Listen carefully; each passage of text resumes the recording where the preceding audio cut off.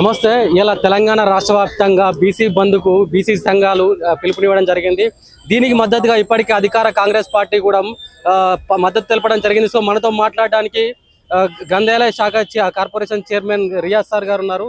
Sir, అసలు ప్రపంచంలోనే ఎక్కడా లేని వింతగా ఈ బంద్ను చూడాలని చెప్పేసి మేధావులు మాట్లాడుతున్నారు. ఎందుకనంటే అక్కడ 9th షెడ్యూల్లో పెట్టాల్సినటువంటి బీజేపీ పార్టీ దీనికి మద్దతు తెలుపుతుంది. ఇక్కడ బీసీలకు 42% రిజర్వేషన్లు ఇవ్వాల్సినటువంటి మీ పార్టీ మద్దతు తెలుపుతుంది. మరి ఎవరు అసలు దొంగ ఎవరు ఇక్కడ? మనం బంధు విషయంలో బంధు జయప్రదం కావాలని అందరం కోరుకుందాం. మొట్టమొదటిసారిగా భారత రాజ్యాంగంలో సామాజిక న్యాయం, రాజకీయ న్యాయం, ఆర్థిక న్యాయం అమల్లోకి రావాలంటే బీసీలకు మేమెంతో మాకంతా అనే నినాదం చట్టబద్ధం కావాలి. ఇక్కడ విషయం ఏంటంటే ఈరోజు బీసీ రిజర్వేషన్స్కి ప్రధాన అడ్డంకి ఏంటి అంటే సుప్రీంకోర్టు చెప్పిన ప్రధాన తీర్పు. సుప్రీంకోర్టు ఏమంటున్నది, పార్లమెంటులో చట్టం ఆమోదం కాకుండా రాజ్యాంగ సవరణ జరగకుండా దీనికి కాన్స్టిట్యూషన్ వ్యాలిడిటీ ఉండదని సుప్రీంకోర్టు చెప్తున్నది. క్లియర్గా చెప్పినప్పుడు కాన్స్టిట్యూషన్ వ్యాలిడిటీ కావాలంటే ఏం కావాలి? పార్లమెంట్లో ఈ బిల్లు ఆమోదం పొందాలి. పార్లమెంట్లో అధికారం ఎవరి చేతుల్లో ఉంది? భారతీయ జనతా పార్టీ చేతుల్లో ఉంది. గోల్ కొట్టే అవకాశం వాళ్ళకు ఉన్నది. గోల్ కొట్టే అవకాశం ఉన్నప్పుడు బాల్ను దాచుకొని వాళ్ళు మంత్రిని దాచుకొని గోల్ కొట్టకుండా ఈరోజు కాంగ్రెస్ మీద తోసివేయడం అనేది దుర్మార్గమైన విషయం. కాబట్టి పూర్తిగా విలన్ ఎవరైతుండ్రో అంటే బీసీ రిజర్వేషన్లు ఆపాలని, బీసీ రిజర్వేషన్ ఇవ్వకూడదన్న విలన్ ఎవరైతుండ్రో అది భారతీయ జనతా పార్టీ. అంటే గతంలో తమిళనాడు రాష్ట్ర ప్రభుత్వం తెలంగాణ రాష్ట్ర ప్రభుత్వం లాగానే ఒక మాకు రాజ్యాంగ సవరణ కావాలని చెప్పిండ్రు. అప్పుడు కేంద్రంలో అధికారంలో ఉన్న పార్టీ కాంగ్రెస్ పార్టీ, పివి నరసింహారావు గారు అప్పుడు ప్రధానమంత్రి ఉన్నారు. కాంగ్రెస్ పార్టీగా మేము దాన్ని సపోర్ట్ చేశాం కదా. మా సపోర్ట్ వల్ల తమిళనాడులో ఉండే స్థానిక రిజర్వేషన్లో బీసీ రిజర్వేషన్ అమల్లోకి వచ్చింది కదా. మరి ఈరోజు తెలంగాణ బిల్లు అదే బిల్లు ఇంకా పార్లమెంట్కి పంపినప్పుడు పార్లమెంట్లో అధికారంలో ఉన్న పార్టీ బీజేపీ చేయాలి కదా. అంటే బీజేపీ చాలా క్లియర్గా విలన్ పాత్రను పోషిస్తూ ఉన్నది. కాబట్టి ఎవరు మీరు అన్నట్టుగా ఎవరు సూత్రధారి అంటే బేసిక్గా మేము సూత్రధారులుగా మేము బయటకు వచ్చి అమలు చేయాలన్నాం. కానీ దీని పాత్ర నిర్వర్తించే క్రమంలో ఫెయిల్ అయింది ఎవరు? భారతీయ జనతా పార్టీ. కాబట్టి కేంద్రంలో భారతీయ జనతా పార్టీ పూర్తి విలన్గా మనం చూడాలి. ఈ రాష్ట్రాన్ని విషయానికి వస్తే బీఆర్ఎస్ 10 ఏళ్లలో ఈ ప్రయత్నం చేసింది ఏం లేదు కదా.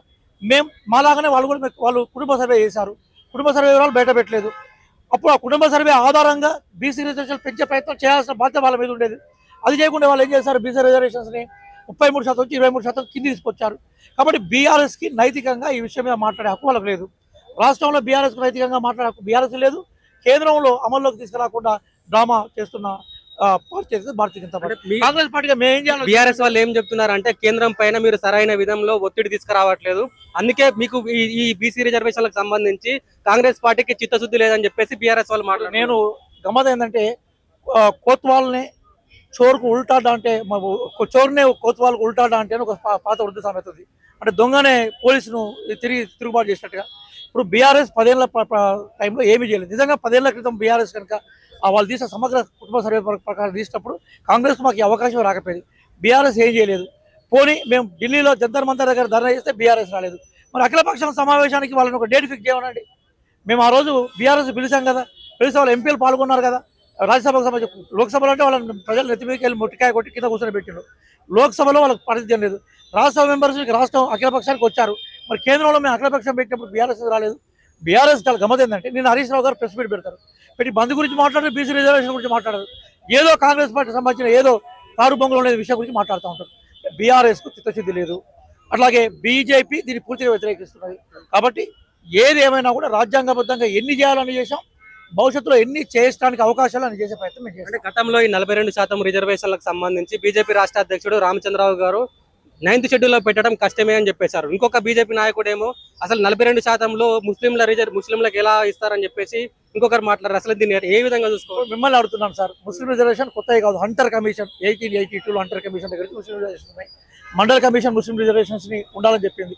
ముస్లిం రిజర్వేషన్ కావు సార్, అవి పస్మంద రిజర్వేషన్స్. ముస్లింస్లో కూడా వెనుకబడే కులాలు ఉంటాయి, వాళ్ళని పస్మంద అంటారు. ఆ పస్మంద రిజర్వేషన్ వ్యతిరేకంగా కాదని గౌరవ ప్రధానమంత్రి అనౌన్స్ చేశాడు, గౌరవ రాజ్నాథ్ సింగ్ గారు అనౌన్స్ చేశారు. ఇక్కడ బీజేపీ నాయకుడికి ఆ సోయి లేకుండా, అవగాహన లేకుండా బండి సంజయ్ గారు మాట్లాడడం అనేది విడ్డూరం. అది నేను ఏమంటున్నానంటే ఈరోజు ఉత్తరప్రదేశ్లో పస్మంద ముస్లిం రిజర్వేషన్స్ ఉన్నాయి, రాజస్థాన్లో ఉన్నాయి, మహారాష్ట్రలో ఉన్నాయి, మధ్యప్రదేశ్లో ఉన్నాయి, కర్ణాటకలో ఉన్నాయి, హర్యానాలో ఉన్నాయి. బీజేపీ పాలిత అన్ని రాష్ట్రాల్లో పస్మంద ముస్లిం రిజర్వేషన్స్ ఉన్నాయి. అక్కడనో జై అంటున్నారు వాళ్ళు, ఇక్కడికి వచ్చి వాళ్ళను ముస్లింల భుజాల మీద తుపాకి పెట్టి మామూలు బీసీ రిజర్వేషన్ కాల్చాలనుకుంటుంది. ఏదైనా కూడా ఈ బంద్ ద్వారా అర్థమైంది ఏంటంటే బీజేపీ అనేది పూర్తిగా రిజర్వేషన్ల వ్యతిరేకి, రిజర్వేషన్ల ద్రోహి. బీఆర్ఎస్ అనేది ఉట్టిగా డ్రామా చేస్తున్న తప్ప వాళ్ళకి ఎక్కడ కూడా బీసీల పట్ల కమిట్మెంట్ లేదు. బీసీ రిజర్వేషన్ల కోసం వాళ్ళు ఎప్పుడు కూడా ప్రయత్నం చేయలేదు. కాబట్టి క్లియర్గా ఎన్ని మాట్లాడినా కూడా ఈ మాత్రం ప్రయత్నం మిమ్మల్ని ఒకటే సూటిగా ప్రశ్న అడుగుతున్నాను, మీకు ఒక క్రెడిబిలిటీ ఉన్న టీవీ ఛానల్ మీద నేను ఏమంటున్నానంటే, ఈ భారతదేశంలో ఏ రాష్ట్ర ప్రభుత్వమైనా బీసీ రిజర్వేషన్ల కోసం ఇంతకన్నా ఎక్కువ కృషి చేసిందో చెప్పండి, చెప్తాం వాళ్ళ నుంచి మేము పాఠాలు. ఏ రకంగా మీరు గతంలోనే ఇందిరా సహాని కేసులో సుప్రీంకోర్టు తీర్పు ఇచ్చేసింది 50% రిజర్వేషన్లు మించకూడదని చెప్పేసి, అయినా తెలిసి కూడా మీరు ఎందుకు చేశారు బీసీ రిజర్వేషన్లు, ఏ రకంగా ముందుకు తీసుకోదామని చేశారు అని అంటున్నారు. ఇప్పుడు మా లాయరు ఎంపీ అభిషేక్ సింగ్ వారు క్లియర్ చెప్పారు. అట్లాగే మనకు కూడా తెలుసు భారత రాజ్యాంగంలో 50% అనే కోటా క్యాపింగ్ లేదు. మరి సుప్రీంకోర్టు దాన్ని వాదనలోకి ఎందుకు తీసుకొని దాని ప్రకారమే స్టే ఇచ్చిందో న్యాయ నిపుణులు తేల్చి చెప్పాలి.